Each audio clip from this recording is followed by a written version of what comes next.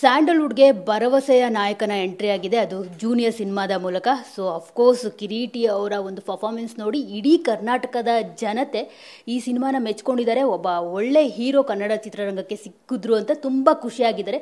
So ಈ ಬಗ್ಗೆ ಮಾತನಾಡೋದಕ್ಕೆ, ಸಿನಿಮಾದ ಸಕ್ಸಸ್ ಬಗ್ಗೆ ಮಾತನಾಡೋದಕ್ಕೆ ನಮ್ಮ ಜೊತೆ ಇದ್ದಾರೆ ಒನ್ ಆ್ಯಂಡ್ ಓನ್ಲಿ ನ್ಯೂ ಕಮರ್ ಕಿರೀಟಿ ಅವರು, ರೈಸಿಂಗ್ ಹೀರೋ ಅಂತಲೇ ಹೇಳ್ಬೋದು ಅವ್ರನ್ನ. ಸೊ ಅವ್ರನ್ನ ಮಾತನಾಡ್ಸೋಣ, ಸಿನಿಮಾ ಸಕ್ಸಸ್ ಬಗ್ಗೆ ಅವರು ಏನು ಹೇಳ್ತಾರೆ ಅಂತ ಕೇಳೋಣ. Sir, first of all congratulation. Thank you ma'am. ನಮಸ್ಕಾರ, ಹೇಗಿದ್ದೀರಾ?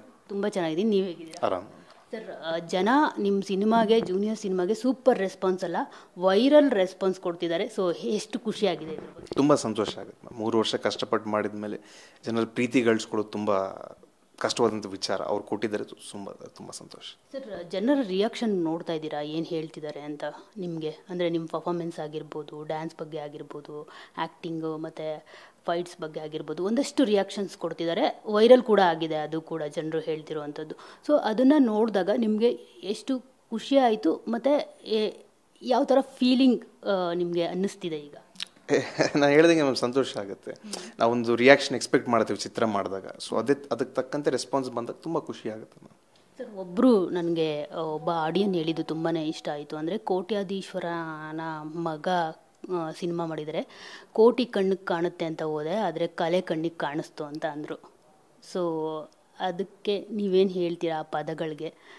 ಸೂಪರಾಗಿ ಹೇಳಿದಾರಲ್ವಾ ಅಂತ ಅನ್ನಿಸ್ತು. ಅಂದರೆ ಅಫ್ಕೋರ್ಸ್ ನಿಮ್ಮ ಸಿನಿಮಾ ಅಂತ ಅಂದಾಗ ಎಲ್ಲರೂ ಏನು ಅಂದ್ಕೊಂಡಿರ್ತಾರೆ, ಈ ಸಿನಿಮಾದಲ್ಲಿ ಅದ್ದೂರಿಯಾಗಿರುತ್ತೆ, ಸಿನಿಮಾ ಸೆಟ್ಗಳು ಅದ್ದೂರಿಯಾಗಿರುತ್ತೆ, ಆದರೆ ಹುಡುಗನಿಗೇನು ಬರ್ತಿರಲ್ಲ, ಹೀರೋಗೆ ಆ್ಯಕ್ಟಿಂಗ್ ಬರ್ತಿರಲ್ಲ, ಏನೂ ಬರ್ತಿರಲ್ಲ, ಸುಮ್ಮನೆ ಹೋಗಿ ದುಡ್ಡು ಸುರಿದಿರ್ತಾರೆ, ಅದೊಂದು ನೋಡ್ಕೊಂಡು ಬರ್ಬೋದು ಅಂತ ಆಡಿಯನ್ಸ್ ಎಕ್ಸ್ಪೆಕ್ಟ್ ಮಾಡಿದರು. ಆದರೆ ಅದೆಲ್ಲ ರಾಂಗಾಗಿ ಪ್ರೂವ್ ಮಾಡಿದ್ದೀರಾ.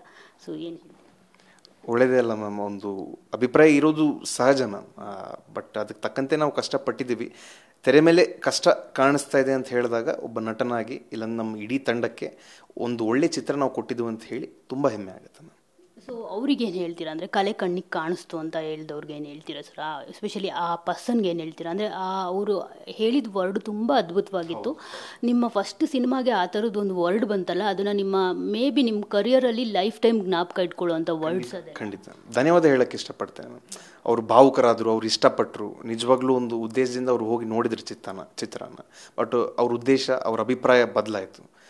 ಸೊ ಅದು ಮಾಡೋದಕ್ಕೆ ನನ್ನ ಕಡೆಯಿಂದ ಸಾಧ್ಯ ಆಯಿತು, ಅವ್ರು ಇಷ್ಟಪಟ್ಟರು ಅಂತ ಹೇಳಿದಾಗ ನನಗೆ ತುಂಬ ಸಂತೋಷ ಆಯಿತು. ಧನ್ಯವಾದ ಹೇಳೋಕ್ಕೆ ಇಷ್ಟಪಡ್ತೇನೆ. ಈಗ ನಿಮಗೆ ಅಂದರೆ ನಿಮ್ಮ ಫೈಟ್ ಸೀಕ್ವೆನ್ಸ್, ಸ್ಟಂಟ್ಸು, ವಿಜುವಲ್ಸ್ ಆಗಿರ್ಬೋದು, ಅದನ್ನೆಲ್ಲ ನೋಡಿದೆ ನಾನು. ನೀವು ಈಗ ಎಲ್ಲ ನಿಮ್ಮ ಇನ್ಸ್ಟಾಗ್ರಾಮ್ನಲ್ಲಿ ಶೇರ್ ಮಾಡ್ಕೊಳ್ತಿದ್ದೀರಾ, ಎಷ್ಟು ಕಷ್ಟಪಟ್ಟಿದ್ದೀನಿ ಈ ಸಿನಿಮಾಗೋಸ್ಕರ ಅಂತ. ಡ್ಯಾನ್ಸ್ ಮಾಡೋವಾಗ ಮೊಣಕಾಲಿಗೆ ಪೆಟ್ಟಾಗಿರೋದು. ಸೊ ಆ ನೋವು ನಿಮ್ಗೆ ಇನ್ನೂ ಇರುತ್ತೆ ಅಂತ ಅನಿಸುತ್ತೆ. ಮೇ ಬಿ ಮೊನ್ನೆ ನಿಮ್ಮ ಸಿನಿಮಾ ರಿಲೀಸ್ ಆಗಿ ಜನರ ರೆಸ್ಪಾನ್ಸ್ ಬಂದಮೇಲೆ ಆ ನೋವೆಲ್ಲ ಹೊರಟೋಗ್ಬಿಟ್ಟಿರುತ್ತೆ ಅಂತ ಅನಿಸುತ್ತೆ. ಸೊ ಅದೇ ಥರ ಆಯಿತಾ, ಹೇಗೆ? ನಾವು ಕಷ್ಟಪಡೋದೇ ಎಸ್ಟೇಟ್ ಆದರೂ ಮ್ಯಾಮ್, ಜನಕ್ಕೆ ಮನೋರಂಜನೆ ಕೊಡಬೇಕು ತೆರೆದ ಮೇಲೆ ಅಂತ ಹೇಳಿ ಅಷ್ಟೇ ಅಲ್ಲ ಮ್ಯಾಮ್. ಸೊ ಅದೇನೇ ಇದ್ರೂ ಹೊರಟೋಗುತ್ತೆ ಅಷ್ಟೇ. ಅವ್ರ ಖುಷಿ ನೋಡಿದಾಗ, ಅವ್ರ ಪ್ರೀತಿ ನೋಡಿದಾಗ ಅದೇನೂ ಕಾಣಿಸಲ್ಲ ಮ್ಯಾಮ್.